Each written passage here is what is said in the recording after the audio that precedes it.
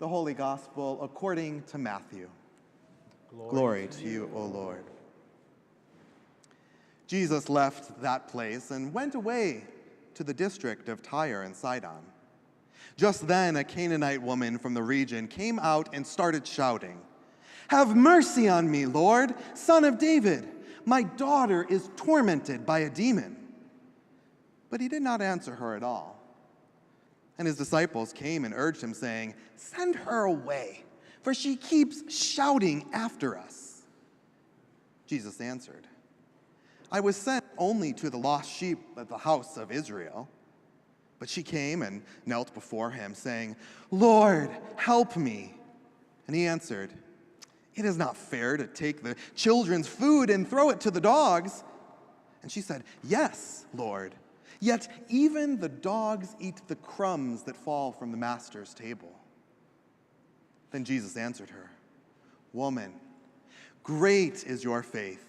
Let it be done for you as you wish." And her daughter was healed instantly. The Gospel of the Lord. Praise to you, O Christ.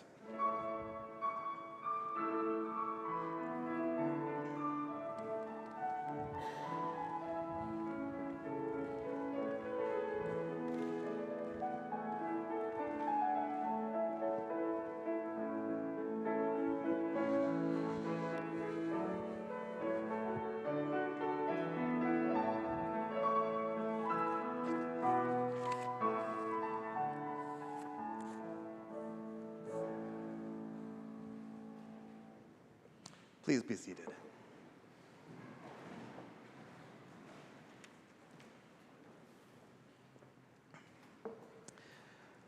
Well, today's gospel reading is a bit of a tough one. As I was looking it over, I thought, wow, this could have been a great one for Vicar to do. But nevertheless, you are stuck with me today. And in today's gospel reading, we heard that Jesus was in this foreign land. And his disciples were there with him. And then all of a sudden, there is this woman who keeps interrupting them. Now, this beginning part, pretty straightforward. But the rest of what comes in today's gospel reading, well, this interaction is baffling to most scholars. Or maybe it doesn't quite baffle them as much as the interpretations of different scholars diverges, and people land in different camps. So, a few camps.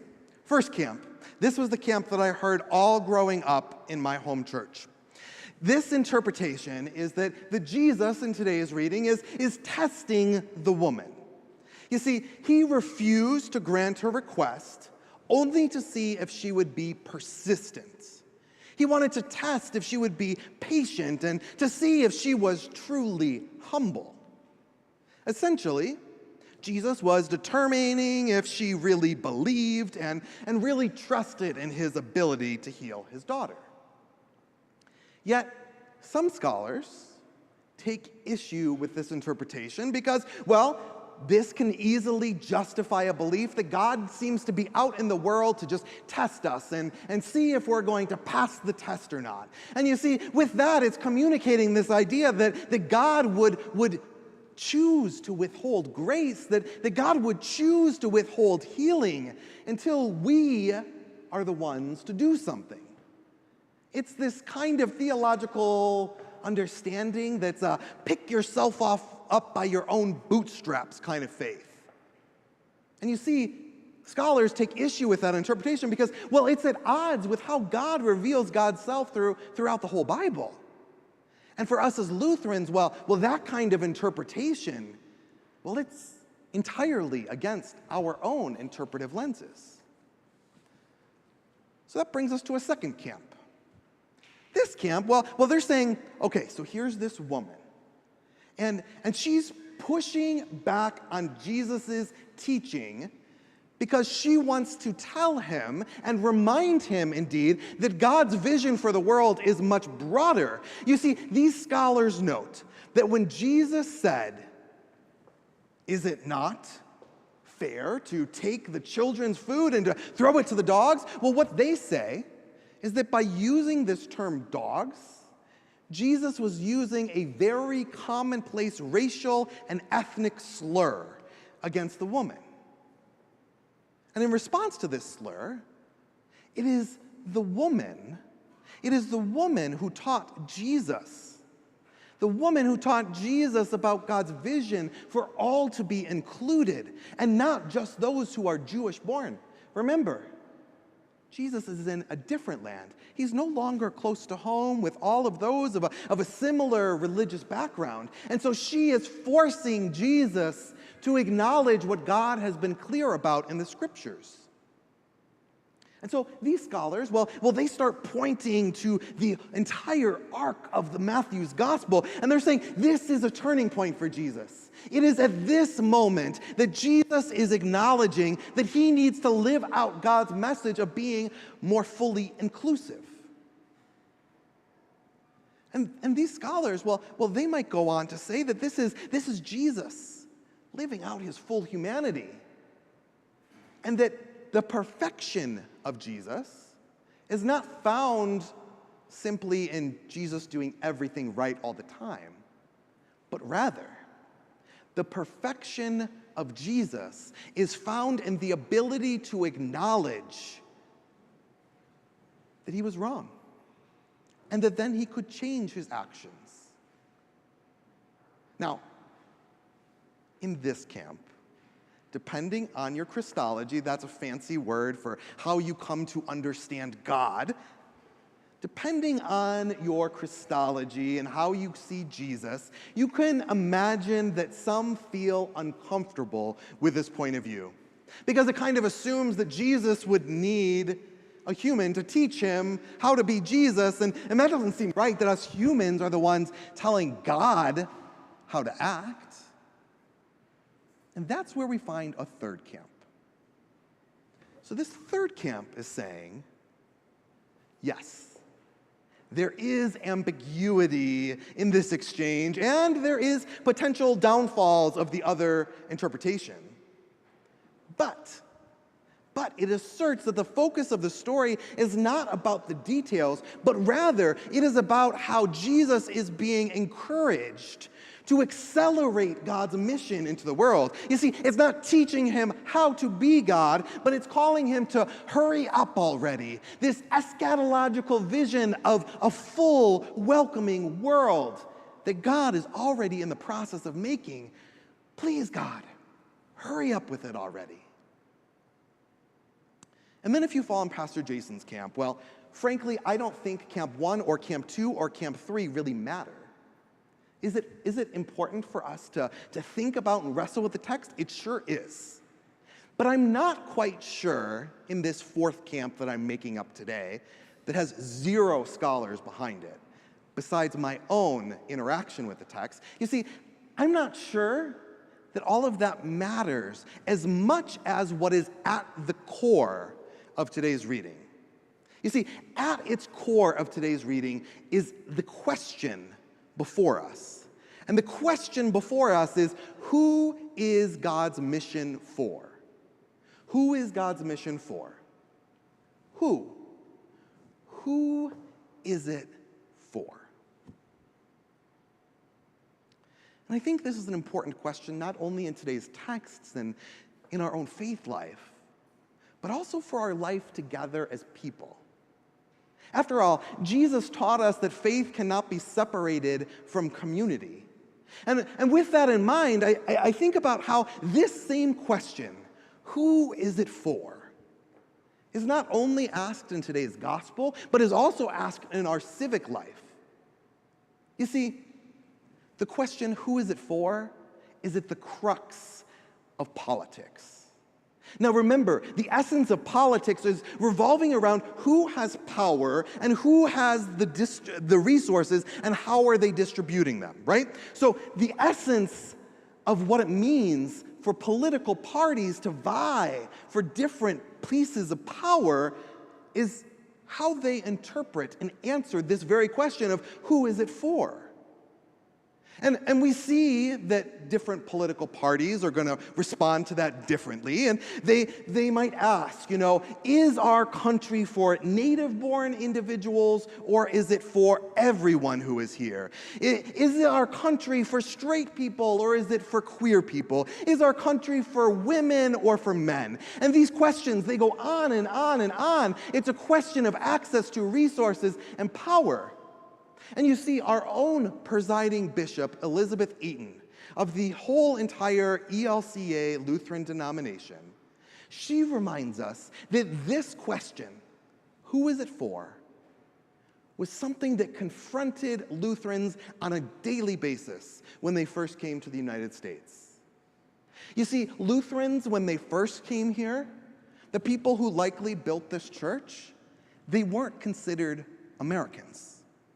They weren't considered Americans because, well, they didn't speak English and they didn't fit with the deist, Calvinist, religious majority that was here in the United States. And we also see that, right, with Irish individuals or Italians or Poles. They were often seen as outsiders. And then even Catholics and Jews, well, they were considered a threat to this new nation. And then we can think about, well, enslaved people were only 3/5 of a person. It's about power. Native peoples were excluded, sovereign nations were relocated, and the children of these native peoples were stolen and placed in boarding schools that forced children to assimilate under the fear of violence, abuse, and even death. And the reality is that this trauma wasn't inflicted by our government alone. This trauma was almost the majority of this trauma was by religious people, by you and me and our ancestors who were forcing these individuals to change who God made them to be. You see, when we think about it, this question of who is it for? Well, yeah, it's a question that permeates our lives today in politics and other places, in our own businesses, of how we think about our ministry here at Wicker Park Lutheran Church.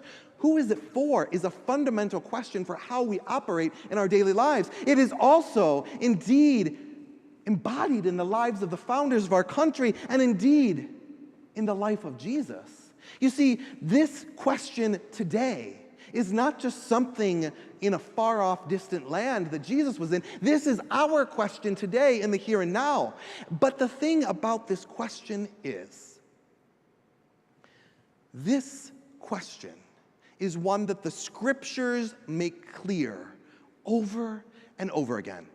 It's not an ambiguous answer. It is a clear answer that God's mission is for all.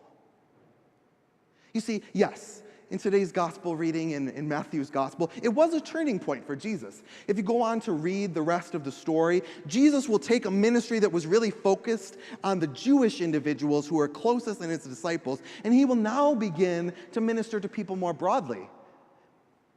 But Jesus wasn't the OG of God's mission. That's, the original person who kind of does, okay. In fact, today's first reading gave us a glimpse that this idea, the way that God works in the world, has been around for a while, right? Here in this first reading from Isaiah, it's clear that God's house is a house for all people.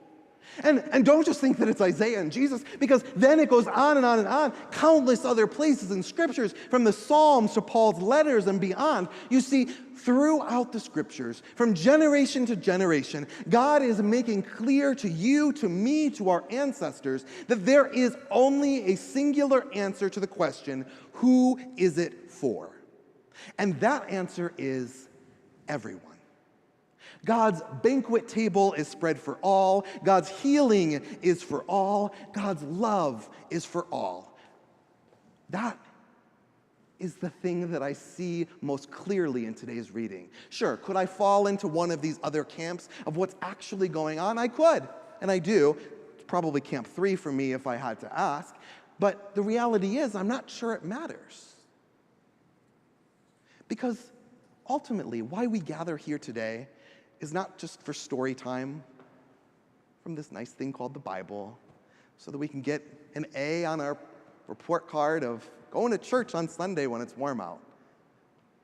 Rather, the reason that we gather here today is because these stories are meant to do something to us, so that we can participate in God's mission and action in the world. And you see, that's what it's all about. Today's reading, God is inviting us to do the same thing that Jesus did, and indeed, God did throughout all the scriptures. And it's not something that we have to do, something out of fear, something out of obligation, something that we should feel bad about not stepping up to, but rather, this is an opportunity given to us out of freedom and love.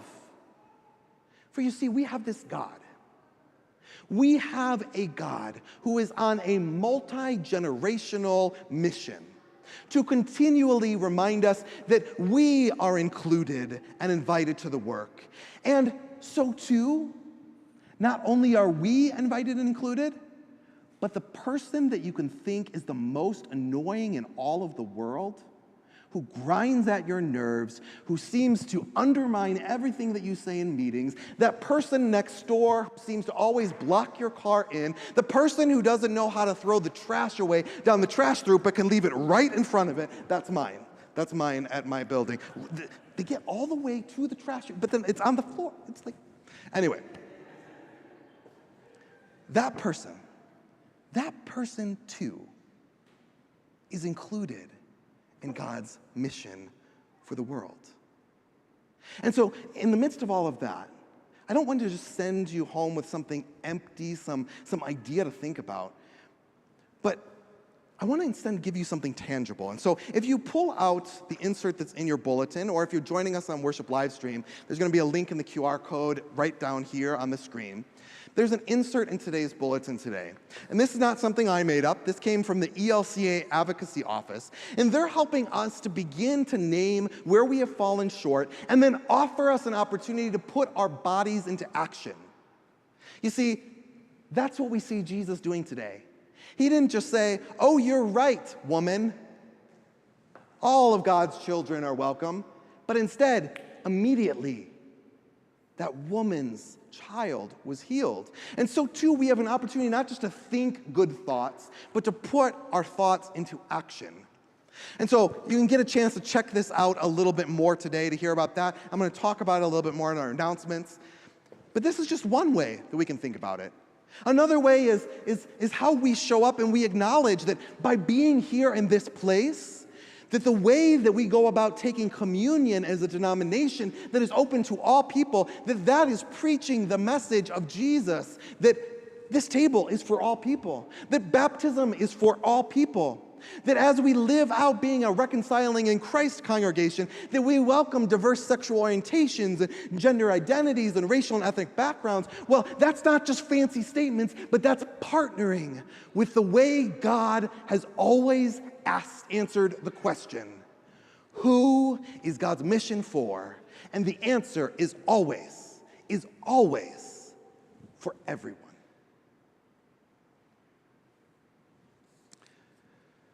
Well, that's it. I'm going to leave us there.